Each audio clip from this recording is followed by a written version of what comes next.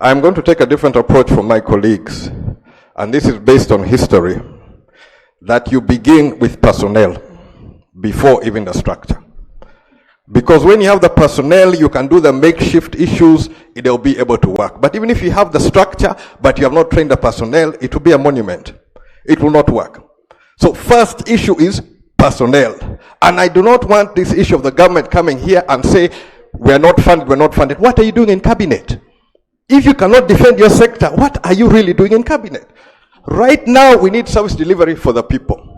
To go back to this issue where it was mentioned, Busole Hospital. Busole Hospital is part of 24 hospitals which were part of the second 5-year development plan.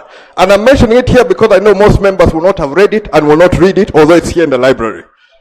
In that plan, it was to increase the hospital beds to 2.5 per 1,000 people. And that meant 8,250 beds, which were built. Busole Hospital is one of them. You had the dispensaries and sub-dispensaries, which were county and sub-county structures. These hospitals were built.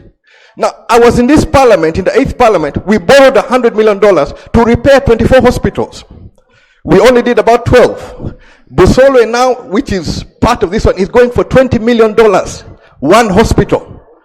One hospital, $20 million. We built 24 hospitals at £6 million, plus dispensaries and sub-dispensaries to serve the people of Uganda. These are the same structures which cannot be rehabilitated after 40 years. Let us be honest here. Thank you. If we care for the people, let us prioritize the work for the people and not go around the bush. Many of these things are in the library. Cross-check, you will see. UPC did it right. Thank you. Thank you. I am also happy that UPC is in bed with NRM now. And the question is, what are you doing in cabinet? The appropriation is done by Parliament of Uganda. The blame should come to you, members of Parliament, not cabinet.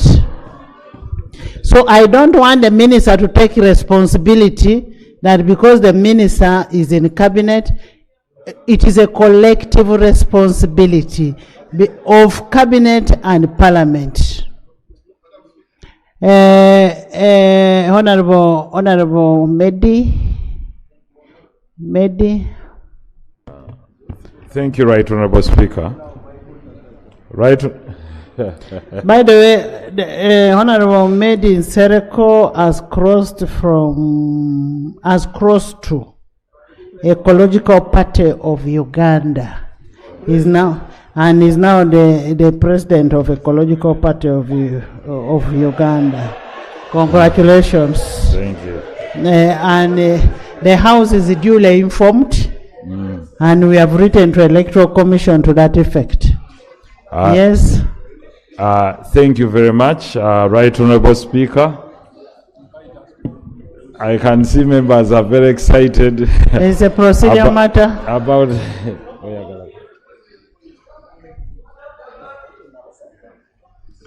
Right Honorable Speaker, I want to thank you for recognizing Honorable Nsereko, and I want to welcome him to the club of party presidents in this parliament.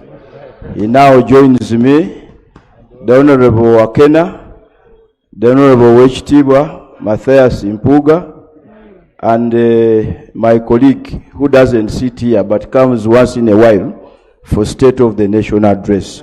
So procedurally, Right Honorable Speaker, it would be right to welcome him to that club. I thank you, Right Honorable Speaker. Honourable members, by the way, you made these rules, and when you made these rules, they are your rules. We are going to limit the debate on this. It's already past 4.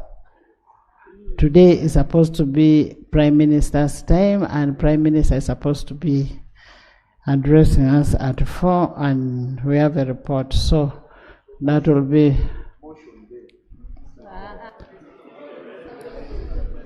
You are the one who made these rules. Thank you, Right Honorable Speaker. Before the rules catch up with me, Right Honorable Speaker, we beg your indulgence in this matter. At least that's one of the rules that is not entrenched, and that if you so wish, we can have it suspended if we request you, Right Honorable Speaker, through a motion. I am Right? not suspending. Stop clapping you. Right Honorable Speaker, given the importance of health to the people of this country, I am aware that in 2001, Uganda participated in the African Union and appended her signature on the Abuja Declaration towards the enhanced funding of the health sector. I would like to associate myself with the discussion made by different people and the assertion that you made, Right Honorable Speaker, that this Parliament has powers in appropriation. And I agree with you. A year ago, this same Parliament clearly said that we should enhance the health budget to 15%. In accordance with the Abuja Declaration. Right now it's about 8.5%. And the Minister of Health clearly said that her hands were tied in this case, that she needed the support of Parliament. And when we did the same, the President of the Republic came out and said members of Parliament should not alter what the Minister of Finance presents. Therefore, our hands are also tied. We would like to tell the country that we support the enhancement of the funding of the Ministry of Health and the health sector. But the executive said, Right Honorable Speaker, that the Parliament cannot alter the budgetary figures as presented, that the budget committee and Parliament can only reject and return to the President. We would like to say, we reject what was presented and let's see the good work of the executive by saying that it wants 15% of the budget to be allocated to the health sector, and it sees how we reject. Therefore, it cannot be cross-field that they propose and we reject. We actually would like to say as Parliament that we want this, the budgetary, the figures in supporting the health budget to be enhanced to more than 15%. So, information, I'll take it, brother. Honorable members, in the public gallery this afternoon, we have teachers and pupils from St. Joseph Igayaza Primary School from Kakumi Road District. They are represented by Honorable Tumwesi J. Josephat and Honorable Nabanja Robina, the Prime Minister. You're most welcome. Welcome. Join me in welcoming them. We also have, in the public gallery, we have teachers and pupils of Bishop Cyprian Primary School from Nakawa Division East. Welcome. They are represented by Honorable Musubuga Ronald Balmwezo and Honorable Malende Shamim. You're most welcome. Thank you for coming. Thank you. Yes. Thank you, my colleague, the Honorable Medin Sereko, for granting me chance to give you information. In 2021 budget, our budget was about 31 trillion. Today, it is 72 trillion. So I'm wondering why it is very difficult for us to appropriate and increase the budget of health. What is the problem? Where does the money go? Finally, Right Honorable Speaker, I would have loved to do so, but there are very many members in the queue. Unless you're joining the Ecological Party. So you sit down. Therefore, Right Honorable Speaker, as I wind up, I would like to thank you that you are one of the people while seated in the chair who clearly stated that it would be important to enhance the budget of Ministry of Health. Now that the Minister of Finance and the Minister of Health are here, and well knowing that our people are in a dire situation health-wise, it is important that they make an undertaking today so that the government, the Committee on Government Assurance can capture it, that they are going to put in place all that has been requested in their different recommendations. Thank you, Right Honorable Speaker. Thank you. We'll need the action taken reports back in the House. Ibanda, Silo, Karim, Chemonge, Sane, Anafa, and Honorable Alanyo.